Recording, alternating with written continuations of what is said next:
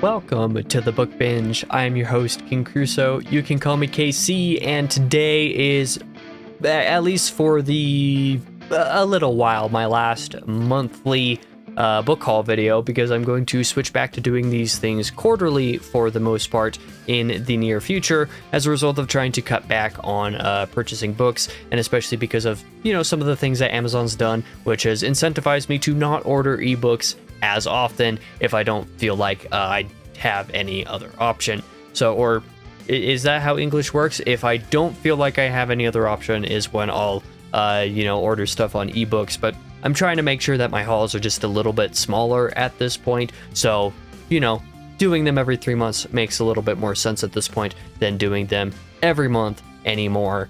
Thank you for that, Amazon. It does make my life simpler in some ways, and this month is, kind of an example of that because I don't really have that much to talk about. Don't have any arcs or gifts to go into, so I'll just start off with the physical books like I normally would be want to do. The first book that I ordered this month was the sequel to Red Rabbit by Alex Grecian, The Rose of Jericho, or rather just Rose of Jericho, a sequel that I hadn't even realized was coming out until very close to the time that I started reading Red Rabbit. I really enjoyed Red Rabbit. It was great. And while Rose of Jericho, starts from a concept that's like, okay, I could see where that could be cool or that could be interesting, it seems like it's going to be a little bit different than Red Rabbit was in terms of its actual pursuit of narrative, and I'm interested to see how that goes. Don't know when I'm going to be able to read it, but I want to read it in the near future because of how much I enjoyed Red Rabbit, but that was the first book that I obtained. The only other physical items that I have to really talk about to any degree this month are The Witchy War by DJ Butler. So I already had Witchy Eye, the first book, and Serpent Daughter, the fourth book, or rather the first book in the second trilogy of the Witchy War saga, and those I had in trade paperback. The second and third books haven't had a trade paperback release, so it's just, you can't really get them in the same size. I could have either ordered these hardcover or mass market, and for, to save a little bit of money, I decided that it was acceptable to just, acquire these in the mass market formats. So you have Witchy Winter Book 2, and then Witchy Kingdom Book 3, the other two books in the first trilogy of the series. Again, this is another case of I don't know when I'm going to continue this series, but I enjoyed Witchy Eye a good bit, and I really enjoyed talking to Dave. Dave is awesome. Dave's a really, really cool guy, but I look forward to continuing the series at some point. Just don't know when that's going to be, but I did acquire the mass markets so that whenever I have the urge to do so, I have the ability to do so without having to wait a little while for a copy to come in. Forgive me for intruding in the middle of this video. I'm realizing now while I'm actually editing a completely different video, I happen to look back on my shelf in the frame of that video randomly and realize that I completely forgot to include the thing that is in the thumbnail that I stitch in at the beginning and end of this. I don't know how I forgot it, but the point is, the other acquisition for March, physically speaking, aside from those other three books, was Way of Kings Prime, which I got the second version of, the new version of it, alongside the Words of Radiance leatherbound backer kit, Kickstarter type thing that Dragonsteel did. So I got this. This was another thing that I got included in the haul, but I completely forgot to include it somehow in my notes or anything like that. So here you are now. Now I have to insert this and re-render the entire video because I forgot. So back to the original video. But that is all that I have for physical books. We're going to go ahead and move into the audiobook stuff that I have purchased over, the last little while. And there's not a whole lot here, a little bit more than the last couple of months, we'll say. But the first thing is going to be History for the Classical Child, which is volume 3 of Story of the World, a series that Susan Weiss-Bauer has written, kind of done stuff in. Like I said, the third of 4 proper volumes here. There's some other stuff in there as well, History of the Ancient World is technically part of the same series, but not one of the technical volumes of it. This was one that I acquired when I realized that it was super cheap on sale. I was like, cool, I'll grab that for more Weiss-Bauer stuff, even though the other 3 volumes in the series proper haven't been on sale at this point. Next up, these were also another kind of like a whim purchase, just because of how flipping cheap they were. I believe there's 7 volumes of this George Washington biography that Douglas Southall Freeman wrote a good while back. Let's see, awarded posthumously in 1958 Pulitzer Prize. So like, a pretty lengthy and old biography of George Washington, but one that seemed pretty cool. These first five volumes of, I believe, like I said, the 7 volumes of the series were on sale for super cheap. I'm like, well, cool, I'm into biography stuff, and I wouldn't be against listening to some George Washington biography. So I picked up those first 5 volumes because they were super cheap. Look forward to getting to them at some point when I'm in a biography mood. Next up, I just got The Will of the Many on audiobook for some reason. It was on sale super cheap. It was just a few bucks, like $3 or something like that. So that's like what motivated the purchase. But I think this one was like more of like an impulse purchase than one that I actually want to have on audiobook. I don't know if I'm ever actually going to listen to The Will of the Many on audiobook. If I do, it'll probably be like an immersive read type thing where I'll buy a physical edition and do it immersively, because I don't anticipate, based off the things that I've heard about this book and particularly the ending of it, I'm not super inclined to go audio only for the Hierarchy trilogy, which I believe it's supposed to be a trilogy. I don't know if that's confirmed or not, but yeah, I bought the first book audiobook super cheap, but no idea if that's how I'm actually going to experience the story.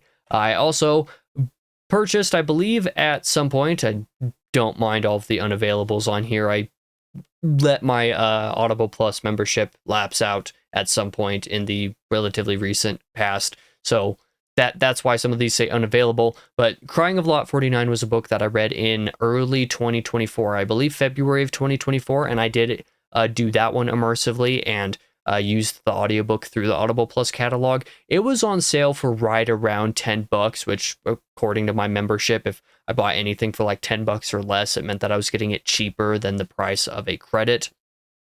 Crying of Lot 49 was one that I enjoyed so much that I figured it was worth actually grabbing the audiobook to actually own, even though it's Amazon and therefore you don't properly own it.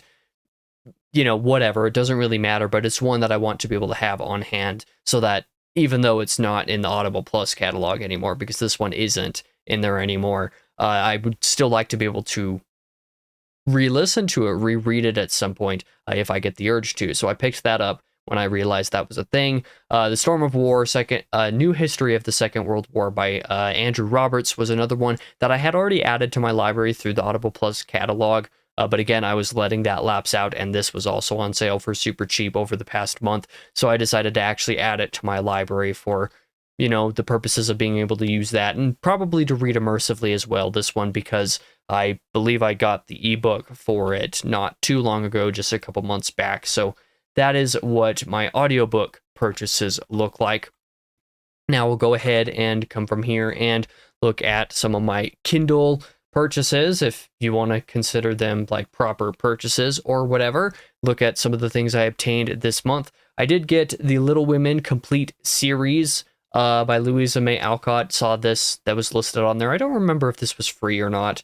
Probably was, just based off of the age of it. But either way, this contains the full series of books. So Little Women, Good Wives, Little Men, and Joe's Boys. So 4 books in that series. I didn't actually realize there was anything more than just Little Women and Little Men. I knew about those 2. I didn't know about anything else in there. So, I have the collection now, which is pretty cool.